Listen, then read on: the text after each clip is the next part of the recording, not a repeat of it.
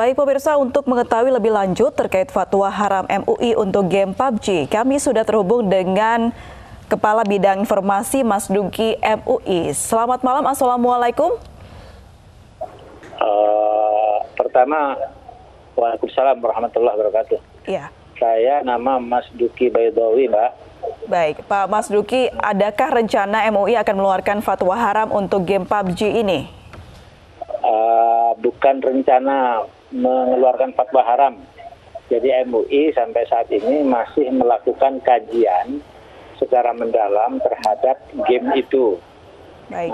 Jadi saat ini posisi MUI belum akan mengeluarkan fatwa, tapi baru akan melakukan kajian mendalam, komprehensif untuk melihat sisi negatif dari game itu apa, sisi positifnya apa. Baik, Pak Mas Duki, sudah sampai mana kalau boleh tahu kajiannya, Pak? Ya belum, ini baru sehari dua hari ini kami mendapatkan banyak masukan dari keluhan dari masyarakat, terutama setelah ada kaitannya dengan kejadian teroris di Selandia Baru kan, karena di situ dihubung-hubungkan bahwa senjata yang dipakai dan yang digunakan oleh teroris itu disebut-sebut persis dengan senjata yang digunakan di dalam game itu.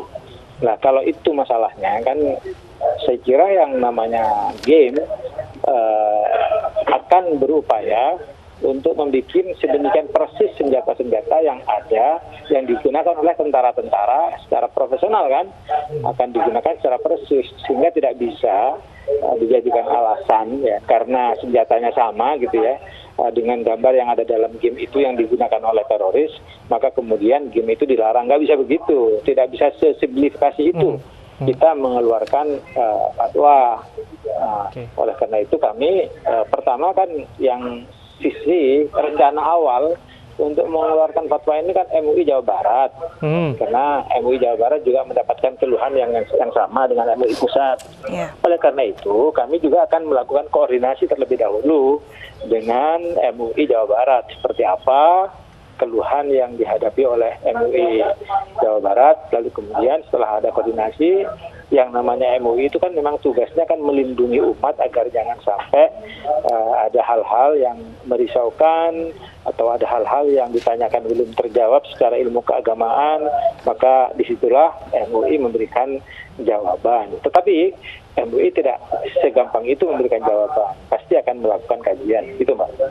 Nah, dari hasil kajian itu sesungguhnya outputnya nanti akan seperti apa, Pak Mas Duki? Hasil kajian itu nanti itu akan berupa menjadi kemungkinan pembahasan mengarah ke fatwa.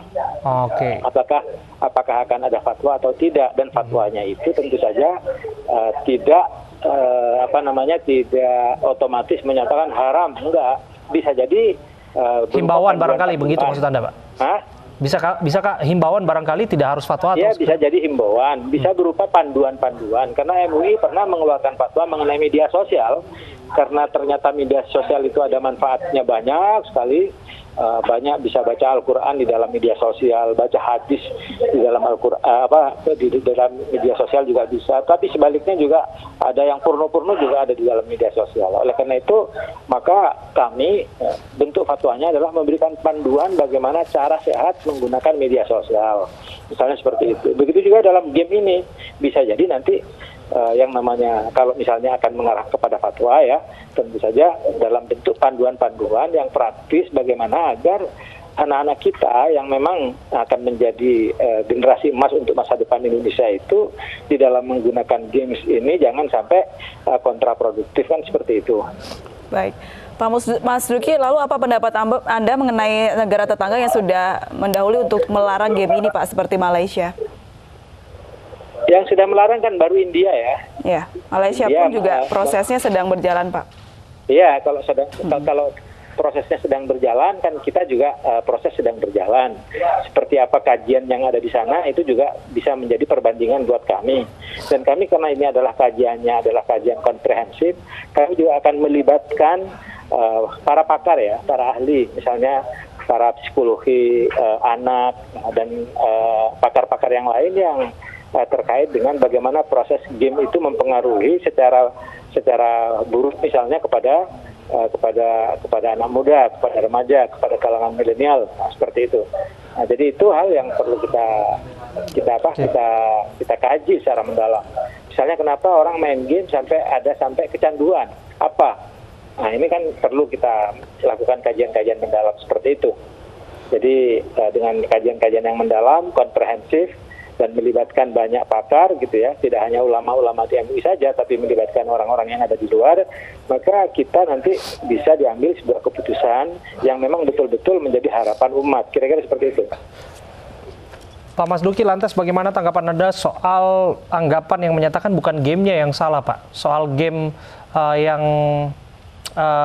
mempertontonkan kekerasan kan banyak game-game lainnya begitu, Pak. Kaitannya dengan kajian-kajian yang dilakukan dengan MUI dan juga nanti hasil yang akan diputuskan. Ya itu, makanya itu menjadi bagian dari kajian kami. Jadi yang bahaya itu di mana? Karena kan gini ya, kalau game yang sekarang menjadi pembahasan kita itu apa namanya gamenya itu? Game PUBG yang saat ini, Pak. Nah, game PUBG itu sebenarnya kan ada unsur positif di dalam PUBG itu. Yang saya lihat sebenarnya kalau di lingkungan di kampung saya itu justru ada kolaborasi kan, permainan kolaborasi di situ, di dalam game itu. Dia bisa tidak main sendiri, bisa main berdua, bisa main berempat dan segala macam itu.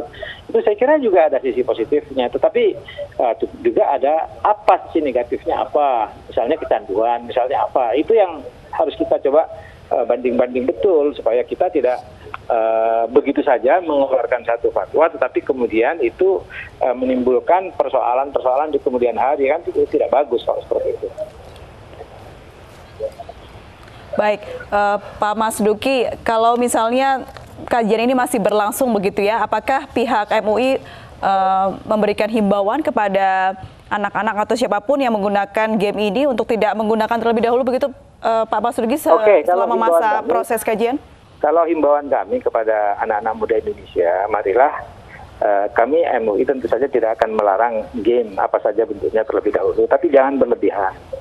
Ya, jangan berlebihan. Kontrol dengan benar orang tua terhadap permainan game bagi anak-anaknya, jangan sampai terjadi berlebihan bahkan kecanduan. Karena kalau sampai berlebihan dan kecanduan itu sudah kontraproduktif.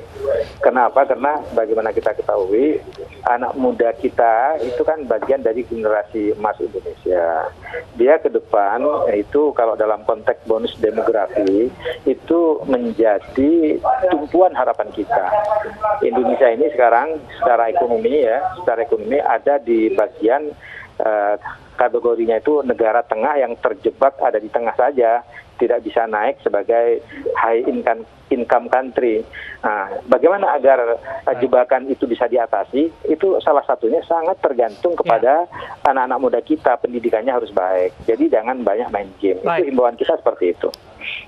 Baik, terima kasih Pak Masduki Badoy dari MUI sudah berbincang bersama kami soal kajian yang sedang akan diputuskan terhadap nasib game PUBG.